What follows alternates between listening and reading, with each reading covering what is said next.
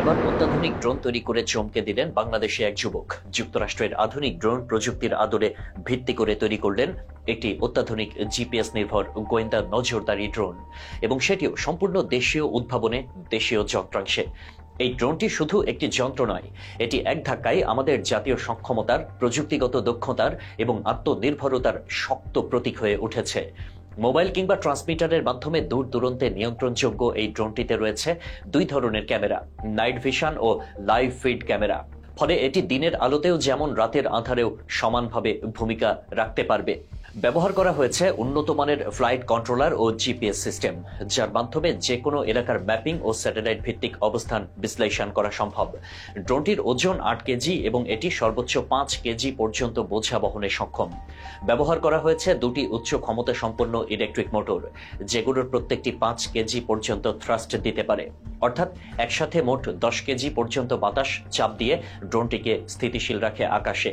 এই উদ্ভাবন কেবল একটি যন্ত্র নির্মাণ নয়, বরং এটি একটি দৃষ্টান্ত, যা দেখিয়ে দিয়েছে সুযোগ দিলে বাংলাদেশের মেধাবী তরুণরাও আন্তর্জাতিক মানের প্রযুক্তি তৈরি করতে পারে।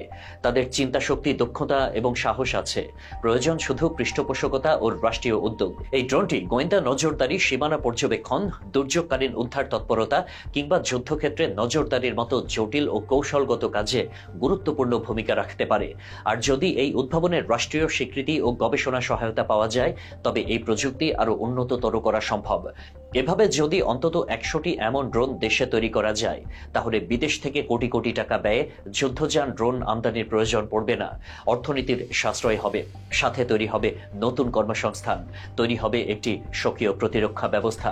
এই তরুণকে এবং এমন উদ্ভাবনকে শুধু প্রকাশ্যে নিয়ে আসাই যথেষ্ট নয়, এটি হতে পারে প্রতিরক্ষা গবেষণা প্রতিষ্ঠান, বিশ্ববিদ্যালয়ের গবেষণা বিভাগ কিংবা রাষ্ট্রীয় প্রযুক্তি মন্ত্রণালয়ের সঙ্গে যুক্ত একটি বড় উদ্যোগের ভিত্তিপ্রস্তর।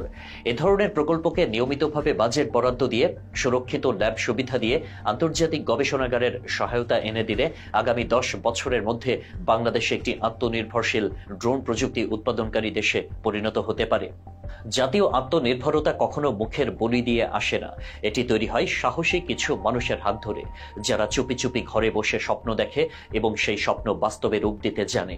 এমন এক স্বপ্নের কারিগর আজ বাংলাদেশের সেই তরুণ, যার তৈরি ড্রোন এখন আমাদের চোখে স্বপ্ন নয়, বাস্তব। তাকে অভিনন্দন, কিন্তু তার চেয়েও বেশি দরকার তাকে সুযোগ দেওয়া, কারণ একজন যুবকের তৈরি ড্রোনই কখনো কখনো একটি দেশের আত্মমর্যাদার উচ্চতা নির্ধারণ করে দেয়।